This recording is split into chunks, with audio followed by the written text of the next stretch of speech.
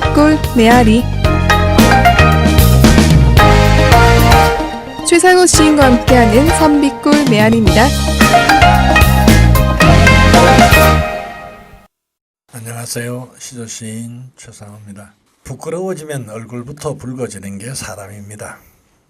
옛 사람들은 탈을 쓰거나 가면을 씀으로써 부끄러움을 잊고 낯뜨거운 언행을 할 수 있었고, 양반네들은 그들을 광대라고 비하했습니다.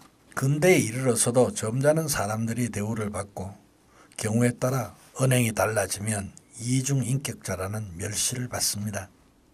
현대는 SNS라는 공간에서 대개 익명을 보장받으며 주장과 의견을 제시하고 남을 무시하는 경우도 잦아졌습니다. 아니면 말고식의 비평과 비판이 난무합니다. 별 관계도 없고 영향도 받지 않으면서 마치 불공대천지 원수인 양 인권을 침해하기도 합니다. 이를 두고 악플러라고 하는데, 이를 과학적으로 설명해낸 연구도 있습니다. 사람은 심리학적으로 자신의 정체가 드러나지 않으면 얼마든지 잔인해질 수 있다고 합니다.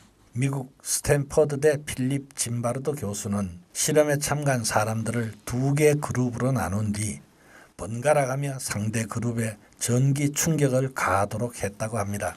처음에는 두 그룹이 서로 얼굴을 볼 수 있고 이름도 알려주도록 한 뒤 실험을 실시했는데요. 반면 두 번째 실험에선 전기 충격을 가하는 그룹의 얼굴을 두건으로 가렸답니다. 실험 결과는 놀라웠습니다. 익명 집단이 실명 집단보다 2배 이상의 전기 충격을 상대방에게 주었다고 하네요. 즉, 익명성이 보장되면 인간의 폭력성도 훨씬 강해진다는 걸 증명해낸 것입니다. 얼마 전 어떤 지방의회 의원께서 물난리를 겪고 있는 지역을 외면하고 국외 여행을 떠났다가 언론사 기자와의 통화에서 국민을 설치류 레밍에 빗대었다가 여론의 문매를 맞은 적이 있었습니다. 우두머리가 이끄는 대로 끌려가는 모양새가 없었다고 말할 수 없겠죠. 물론 그 말이 지당하다거나 옳은 지적이라는 것은 아닙니다. 그러나 분명한 것은 일부 의견이고 우리 사회의 다양성을 적나라하게 드러낸 것임에 분명하잖아요. 사회적인 공분을 샀다고 하더라도 막말로 비난할 것도 아니라는 말입니다.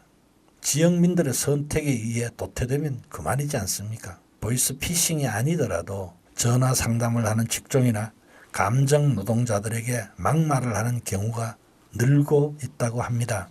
심지어 방송 불가한 육두 문자까지 섞어가며 때를 쓰거나 해고시키겠다는 협박까지 하는 경우도 잦다고 합니다. 만약 전화통화가 아니라 얼굴을 보며 얘기하는 상황이었다 하더라도 이런 상황이 일어났겠습니까?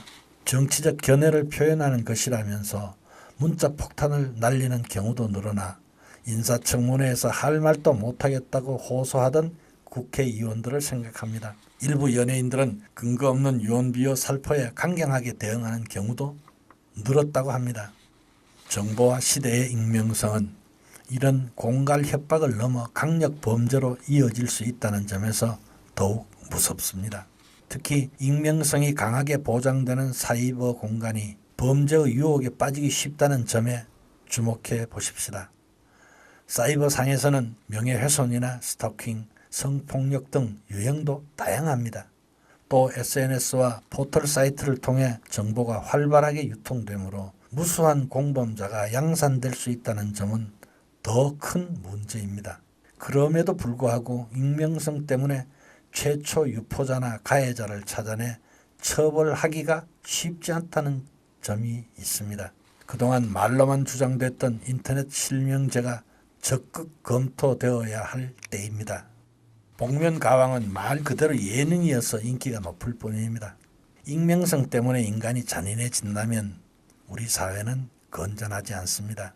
사회가 건강해지려면 결국 인터넷을 이용하는 네티즌 한 사람 한 사람이 인간에 대한 예의를 지키는 자세부터가 중요합니다. 영화 할로윈의 주인공 카인은 투명 인간이 돼 완벽한 익명성을 보장받자 평소 좋아하던 여자를 성추행하고 동료를 거리낌 없이 살해합니다. 현실도 다를 바 없습니다. 많은 연예인이 정체불명의 네티즌들이 올리는 악성 댓글에 상처받은 끝에 목숨을 끊었습니다. 세월호 침몰로 자식을 잃은 유가족들 역시 익명으로 날아드는 악플에 또 한 번 극심한 고통을 당해야 했습니다.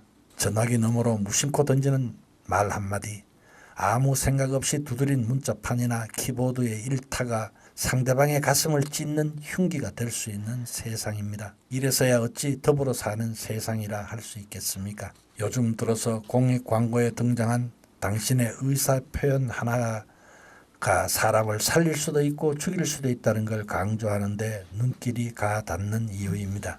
세상에 떠도는 무성한 소문도 내 머릿속에만 가둬놓고 옆으로 옮기지만 않는다면 저절로 사라지게 된다는 걸 명심해야 할 시점입니다. 새해 복 많이 받으십시오. 고맙습니다. 최상우 시인과 함께하는 산비꿀 메아리입니다.